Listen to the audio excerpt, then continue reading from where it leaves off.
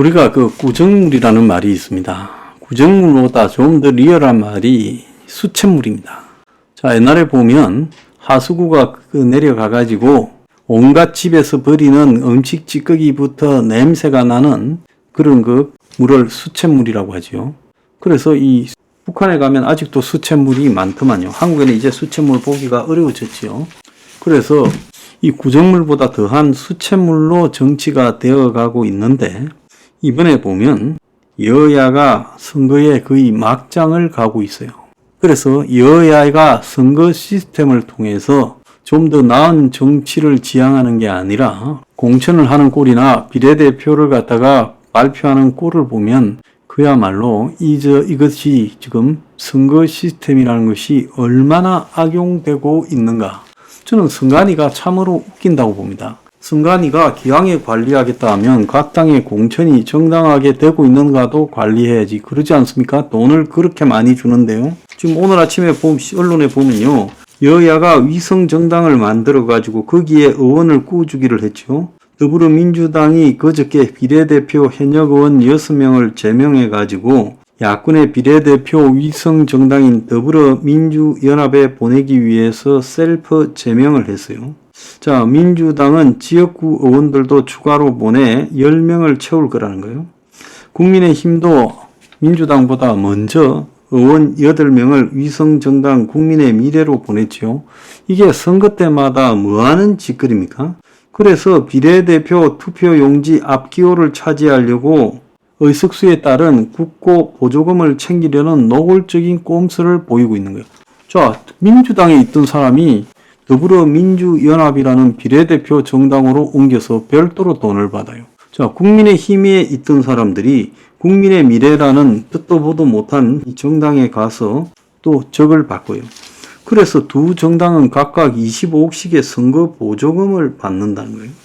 우리가 지금까지 여야가 위성정당을 창당해서 소수 정당의 국회 진출을 돕는다고 해놓고는 결국은 중연동형 비례대표제의 근본 취지를 대놓고 망가뜨리고 있어 하는 걸 우리가 잘 알고 있죠.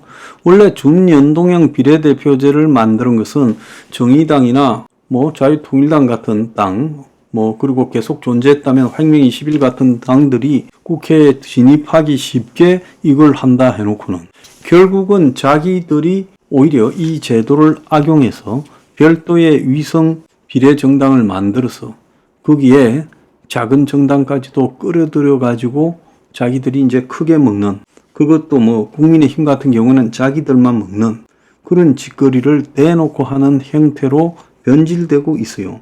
그런데 그것만 하는 게 아니라 의원 꾸주기를 통해서 국민의 혈세까지 빨아먹는다는 거예요. 그래서 당장 민주당과 국민의힘 두 정당이 만든 비례대표 위성정당은 선거 보조금으로 의석이 5에서 19석이 있는 정당의 전체 선거 보조금의 5%를 배분하는 정치자금법에 따라서 최소 25억 1천만 원을 받는다는 거예요. 자, 그뿐만 아니라 선거가 끝난 뒤 이제 모당으로 흡수될 때까지 두 정당은 경상보조금과 선거비용 보전까지 받아요. 4년 전 총선에서도 미래통합당과 민주당의 위성정당이 받은 국고보조금이 미래통합당의 위성정당이 134억, 민주당의 위성정당이 74억으로 208억의 국민세금을 이중으로 기본의 이 민주당, 국민의힘이 아니라 별도의 위성정당으로 208억을 받아갔어요. 혁명21에 대해서는 그렇게 우리가 낸 돈으로 우리가 쓰는데도 귀찮고 피곤하고 괴롭히던 선관위가 이 208억을 두 정당이 도둑질해 먹고 이번에도 50억 2천만 원을 도둑질해 먹는데 이거는 왜 놔두고 있어요? 그래서 국회에서 그런 세금 빼먹기를 방지하기 위해 정치자금법 개정이 논의됐지만은 허지부지 됐어요. 그래서 이 근본적으로 위성정당 출현을 막을 공직선거법 개정이 필요한데 여야는 당장 의석수도 더 늘릴 수 있고 또 돈도 챙길 수 있으니까 이걸 갖다가 계속 해먹고 있는, 한마디로 선거 때마다 위성정당을 만들어서 재테크를 거대 정당이 지금 하는 수단이 되고 있어요. 공당이라면 이런 거를 안 해야 될 건데, 세금이라도 도둑질 안 해야 될 건데 양당은 입을 쳐닫고 있어요. 한동훈은 개혁신당이 현역 의원 5명을 확보해 보조금 6억 6천만 원을 받고 11일 만에 쪼개진 걸 두고 보조금 사기는 토해내는 게 맞다 했는데, 그러면 국민의힘과 민주당도 25억 1천만 원 뿐만 아니라 지난번에 저 드신 134억과 74억을 토해내는 게 낫잖아요. 국민 세금 빼먹는 데는 똑같지 않습니까? 그래서 이런 거를 보면요, 한국의 정치가 선거를 하면 할수록 더 수채물이 되어가고 있어요. 그래서 선거가 그야말로 정치 기득권들의 항구적인 기득권 향유의 수단이 되고 있고, 깡패 보스 같은 양패거리 보스들의 권력 유지 수단이 되고 있어요. 이재명이가 권력을 유지하기 위해서, 윤석열 또는 한동훈이 권력을 유지하기 위해서 지금 저렇게 가는 거 아닙니까? 자, 그런데 거기에 국민들이 장단을 맞춰서 그냥 춤을 추고 있습니다. 무슨 짓거리를 해도요, 그것은 다 이해를 하려고 그래요, 국민들이요. 그래서 이런 부분, 방금 제가 하나 예를 들었은 거예요. 이 위성 비례 정당이 저런 식으로 의원 구주기를 하고 그러면서 지금 의석수를 늘리는 수단이 되는 것 외에 국민의 세금을 뜯어먹는 그런 이 구정물 역할을 하고 있다. 그런데도 누구도 이걸 갖다가 지적하지 않고 작은 정당에는 그렇게 엄격한 원칙을 갖다 대면서 괴롭히는 선관위가 저 두 거대 정당의 이런 뻔한 짓거리에 대해서는 방치하고 있다. 그러면서 세금을 축내고 있어요.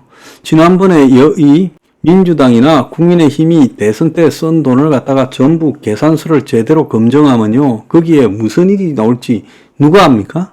근데 누구도 그렇게 하지 않아요. 이 선거라는 제도를 갖다가 악용해 가지고 기득권 건달들이 그야말로 국민을 더욱더 타락시킨다는 거예요. 오늘 아침에 보면 이번 선거가 기존 선거 이론이 먹혀들지 않는 선거가 돼가고 있다, 이런 칼럼이 있었어요. 그래서 정치 양극화로 기존의 선거 예측 모델들이 하나도 지금 안 맞고 있다. 자, 야권의 강경 질주로 희미해진 중도 확장론. 지금까지 야당이 중도층을 껴안으려고 노래했는데 이번에는 지지층 결집에 총력을 기울이고 있고, 박빈 수도권에서도 강경 일변도의 승부수로 도박을 걸고 있다는 거예요.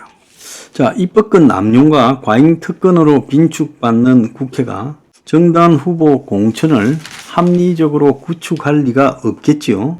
자, 그렇다면 이걸 유권자들이 견제할 수 있는 장치도 없고, 선관위나 법적으로 이것을 누가 헌재가 하겠습니까? 대법원이 하겠습니까? 선관위가 하겠어요? 감사원이 하겠어요?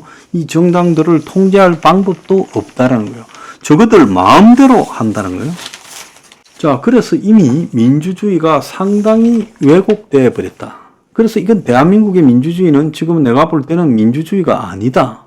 그래서 이 정도로 왜곡되어 버리고 나서 이제 저거편 패거리들만 똘똘 뭉쳐가지고 선거를 갖다가 시키는 양상으로 가고 있다. 그 속에서 무슨 짓거리를 해도 다 적대감의 이 세뇌가 되어가지고 상대편 때문에 이런 것이다라고 생각하면서 도덕성도 양심도 위법도 아무것도 따지지 않아요. 조국 당에 모여서 그 결의를 하고 박수를 치는 대중들을 보면서 저기 앉아있는 사람들은 그래도 좀 배운 사람들일 건데 부끄러운 줄을 모를까라고 난 생각을 했습니다.